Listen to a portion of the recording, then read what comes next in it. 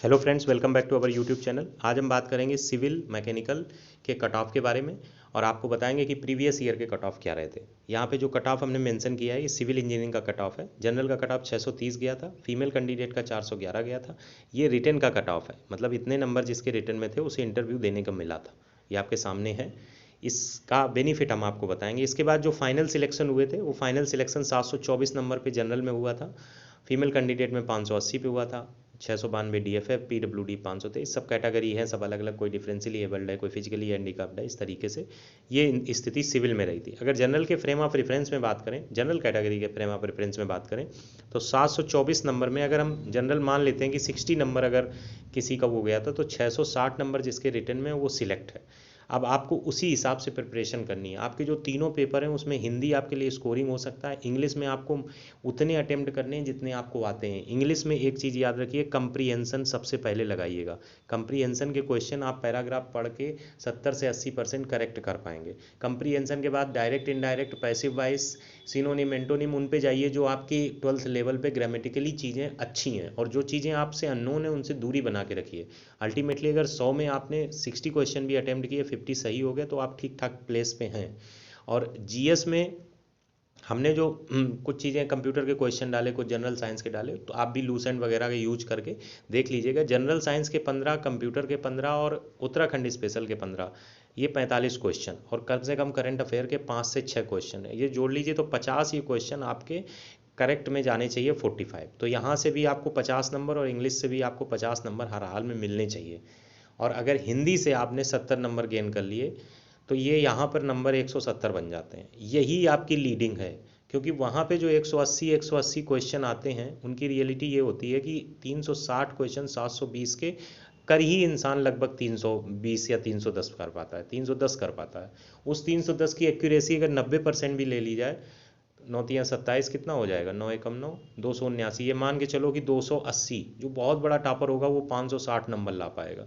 अब 560 में 170 अगर आप जोड़ेंगे तो ये 600 730 के आसपास आ रहे हैं, ये रिटर्न में आ रहे हैं। लेकिन अब इसमें नेगेटिव मार्किंग, बहुत सी फैक्चुअल बातें, पेपर सेकंड कठिन आ गया, फर्स्ट कठिन आ गया, जल्दी पेपर मिल गया, ऐसी तमाम चीज़ें हैं जोड़ के। फिर भी इस स्ट्रेटजी से अगर आप काम करेंगे तो वहाँ पे सिलेक्ट होने की प्रोबेबिलिटी बढ़ती है। यूपी वालों के लिए कंपटीशन बहुत टफ है। वैसे भी नंबर ऑफ सीट्स बाहरी स्टेट्स के लिए अलग रहती हैं, सीन रहता है, वो सारी चीज़ें हैं, और कोई रिजर्वेशन का भी बेनिफिट नहीं मिलता है आउटर स्टेट को। तो वो सब चीज़ों को ध्यान में रखते हुए चीज़ें अलग रहेंगी। अच्छा, अब अगर मैकेनिकल की बात करें तो मैकेनिकल में कट ऑफ जनरल का 679 गया था। ये रिटन का कट ऑफ है, ये रिटन का कट ऑफ है। और इसी में आगे हमें वो कट ऑफ तो मिला नहीं जिसमें फाइनल सिलेक्शन था। जो कट ऑफ मिला वो आपके सामने मेंशन कर दिया। कुल मिला के केवल समझाने का अर्थ यही है कि वहाँ पे इस कट ऑफ का मन में, दिमाग में ये बहुत ज़्यादा लेके नहीं चलना कि इतना कहा था, आते हुए भी क्वेश्चन आप छोड़ दीजिए। एक मन में माइंड सेट रहना चाहिए कि आप अगर अच्छा आ रहा है, आपको मान लीजिए 60% आपको पेपर आ रहा है, तो वो चीज़ आपको कॉन्फिडेंस देनी चाहिए। वहाँ पे नेगेटिव अटेम्प्ट करके अपने सिलेक्ट होने की प्रोबेबिलिटी मत घटाइए। जनरली कट ऑफ कितने परसेंट रहता है, 1120, 724 कितना परसेंट हुआ, 11×6=66, 11×7=77 कर देंगे, 70 और 60 के बीच रहता है, 65% के आसपास बनेगा जाकर। तो इस चीज़ को आप दिमाग में रखिए।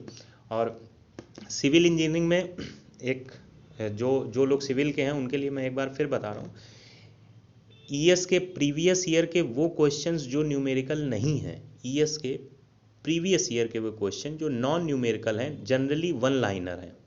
और गुप्ता एंड गुप्ता के शुरू के 100 और 150 क्वेश्चंस पर subject, repeating again, ESE questions that are non-numerical and are around figure of one liner, and Gupta initial 100 to 150 questions must be read।